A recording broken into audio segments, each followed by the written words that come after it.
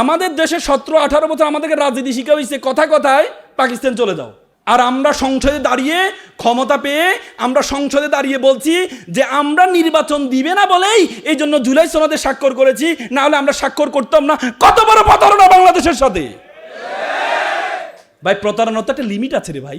আমাদের দেশে অনেক মন্ত্রী আছে, এমপি আছে, তার পিছনে তার জুতো পরিষ্কার করার জন্য অনেক লোক ছিল, কিন্তু মৃত্যুর পরে তার জানা যায় 10 জন 15 জনের 20 জনের বেশি মানুষ হয় না। অনেক মন্ত্রী এমপি আছে বাংলাদেশের, অনেক বড় নেতা ছিলেন, মৃত্যুর পরে যখন খবর আসে তখন তুমি কমেন্টে দেখবা আলহামদুলিল্লাহ আলহামদুলিল্লাহ শব্দটা লেখা হয়। তো এই জীবন রেখে কি লাভ? এই মন্ত্রী হয় কি লাভ? এ মন্ত্রী হয় কি লাভ?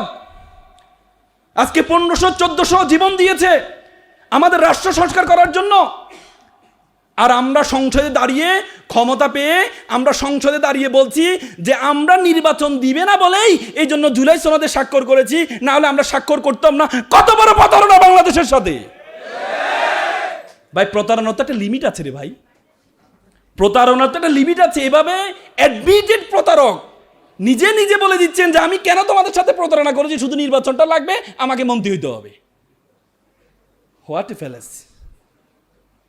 কি কি দেশ! এজন্য আমাদের 1400-1500 জীবন দিয়েছে।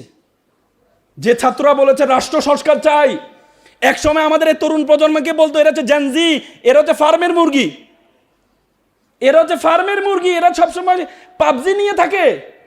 সে জেনজিরা স্লোগান দিয়েছে বুকের মধ্যে অনেক ঝড়, বুক পেতেছি গুলি কর। সে জেনজি। এরা 17-18 বছর বড় বড় পলিটিশিয়ানরা পারে নাই যেটা আমাদের জেনজিরা রক্তের বিনিময়ে সেটা দেখিয়ে দিয়েছেন। সে জেনজিদের সাথে প্রতারণা, সে হাদির সাথে প্রতারণা। জাস্টিস ফর হাদি আজকে তোমরা স্লোগান দিয়েছ। হাদি কি চেয়েছিল? হাদি কি চেয়েছিল? ইনকলাব মঞ্চ তৈরি করেছে। সেই ইনকলাব মঞ্চের মাধ্যমে আজকে যারা ক্ষমতা আসছে তারা ইনকলাব শব্দকে বলে। ইনকলাব তো বাংলাদেশি শব্দ না, এই শব্দ আমরা ব্যবহার করবো না, এটা পাকিস্তানি শব্দ। কি রে ভাই, কি মানে দুষ্টামিতে একটা লিমিট আছে। ইনকলাব কি বাংলাদেশে ইতিপূর্বে ছিল না? ছিল না? ইনকলাব পত্রিকা ছিল না?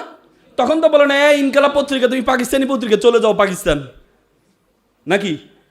মানে আমাদের দেশে 17-18 বছর আমাদেরকে রাজনীতি শিখা হয়েছে, কথায় কথায় পাকিস্তান চলে যাও। পৃথিবীতে কোনো দেশে তুমি পাবা না যে কথায় কথায় বলে অন্য দেশে চলে যাও। বাংলাদেশে বলে, আর আমাদের পার্শ্ববর্তী দেশ তারা বলে, কথায় কথা বলে যাও বাংলাদেশে চলে যাও। বাঙালিদেরকে বলে বাংলাদেশে চলে যাও। 90 লক্ষ, এবার যে বিজেপি যে ইলেকশনে 90 লক্ষ ভোটারের ভোট থেকে ভোট দিতে দেন 90 লক্ষ বাঙালিকে, বাংলাদেশে চলে যাও। এক হচ্ছে বাংলাদেশে বলতো, আর এখন ভারতে বলে চলে যাও, পাকিস্তান চলে যাও, নাহলে বাংলাদেশে চলে যাও। এবারে তৃণমূল পরাজয়ের পরে যেভাবে মুসলমানদের উপর আক্রমণ হয়েছে, 5 আগস্টের পরে বাংলাদেশে কোনো হিন্দু বাড়িতে কোনো মন্দিরে আক্রমণ হয়েছে না। আমরা এগুলো শিখাই না। তারা বলে, কালকে আমি একটা টকশোতে ছিলাম, তারা বলে সাম্রাজ্যবাদ ভারতেও হয়েছে, সাম্রাজ্যবাদ নাকি বাংলাদেশেও ছিল ইউনিশ সরকার আমলে। ইউনিশ সরকারের আমলে যদি সাম্রাজ্যবাদ থাকতো, এতদিন 17-18 বছর শেখ হাসিনা ভারতকে বুঝাইতো, যে আমরা যদি না থাকি হিন্দুরা বাংলাদেশে থাকতে পারবে না। আচ্ছা বলেন তো, 5 আগস্টের পরে কত হিন্দু বাংলাদেশ থেকে চলে গেছে? গেছে কেউ? তার মানে আমাদের হুজুররা, আমাদের আলেমরা হিন্দুদের প্রতি কোনো নেগেটিভ অ্যাপ্রোচ নেই, যে অ্যাপ্রোচ বিজেপি মুসলমানদের উপরে আছে। বিজেপি সভাপতিতে বলেছেন যে আমরা হিন্দুদের ভোটে জয়লাভ করেছি। কোন মুসলমান বাংলাদেশে কোনো এমপি হয়ে বলেছে যে আমরা মুসলমানদের ভোটে জয়লাভ, হিন্দুরা আমাদের ভোট দেয় না বলেছে? এক ডাকসুতে প্রত্যেকটা হল, ডাকসু বর্তমান যারা আছে তাদেরকে ভোট দিয়েছে, হিন্দু হলে মাত্র 2-3টা ভোট পেয়েছে। এরপরেও তারা যেভাবে হিন্দু হলে কাজ করেছে, 2-3টা ভোট পাওয়ার কারণে তারা তো হল থেকে বের করে দেওয়ার কথা, এদেরকে বের করেছে। তার মানে বাংলাদেশের ইসলাম প্রিয় মানুষ কখনো ধর্মীয় আক্রোশে বিশ্বাসী না। এটাই প্রমাণিত হয়েছে, নাকি? এটাই তো প্রমাণিত। তো সুতরাং আজকে তোমরা এখানে যারা জেনজিরা আছো, তোমরা যে প্রয়াস, যে সামাজিক কাজ করছো, একবার একটা হার্ভার্ড ইউনিভার্সিটি একটা গবেষণা হয়েছে, তারা প্রায় 10 বছর ধরে একটা গবেষণা করেছে, 100 জনকে $1000 করে টাকা দিয়েছে। বলে যে তোমার কাজ, বা বিভিন্ন দেশের 100 জনকে $1000 করে টাকা দিয়েছে, বলে তোমার কাজ হচ্ছে $1000 তুমি তোমার মন মতো করেই খরচ করবা।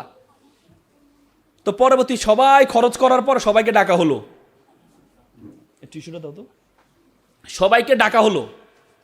ডাকার পরে তারা কাকে বেশি আনন্দিত দেখেছে? 100 জনের মধ্যে যারা শুধুমাত্র মানুষের কল্যাণে কাজ করেছে, $1000 খরচ করেছে, মানুষ কোনো বিপদে পড়েছে তাকে দিয়েছে, মানুষের কোনো বিবাহ হচ্ছে না বিবাহ করিয়েছে, এই ব্যবস্থা করে দিয়েছে, কেউ অসুস্থ তাকে সুস্থ করে দিয়েছে টাকা দিয়ে। দেখা যায় তাদের সুখ অন্যদের সুখের চেয়ে 3 ডাবল বা 4 ডাবল বেশি। তখন তারা বুঝেছে যে তুমি যদি অপরের জন্য কাজ করো তাহলে তুমি সবচেয়ে বেশি সুখী হতে পারবা। একবার একটা স্কুল শিক্ষক তার স্টুডেন্টদেরকে বললো, তোমরা প্রত্যেকটা বেলুন হাতে নাও। প্রত্যেকটা বেলুন হাতে নিয়েছে, বলে যে প্রত্যেকটা বেলুনে তোমার নামটা লিখো। প্রত্যেকে তার বেলুনে তার নামটা লিখেছে। লিখার পর বলেছে যে তোমার বেলুনটা তুমি ছেড়ে দাও। প্রত্যেকে তার বেলুনটা ছেড়ে দিয়েছে। শিক্ষক বলে, এক কাজ করো, তুমি তোমার বেলুনটা একটু খোঁজো তো। আধা ঘন্টা ধরে প্রত্যেকের বেলুন খুঁজেছে, কেউ তার বেলুনটা খুঁজে পায় নাই। শিক্ষক বলে, তুমি এক কাজ করো, তোমার সামনে যে বেলুনটা আছে, যার নাম লেখা আছে, তুমি তাকে দিয়ে দাও। দেখা গেছে মাত্র 3 মিনিটের মাথায় প্রত্যেকের বেলুন খুঁজে পেল। শিক্ষক বলে, এখান থেকে শিক্ষা কি? এখান থেকে শিক্ষা হচ্ছে, তুমি যদি সুখী হতে চাও তাহলে তুমি কখনো সুখী হতে পারবা না। তুমি যদি অন্যকে সুখী করতে চাও তাহলে তুমি নিজেও সুখী হবে, অন্যকে সুখী করা সম্ভব। আজকে সে কাজ তোমরা করছো, সে কাজ তোমরা করছো।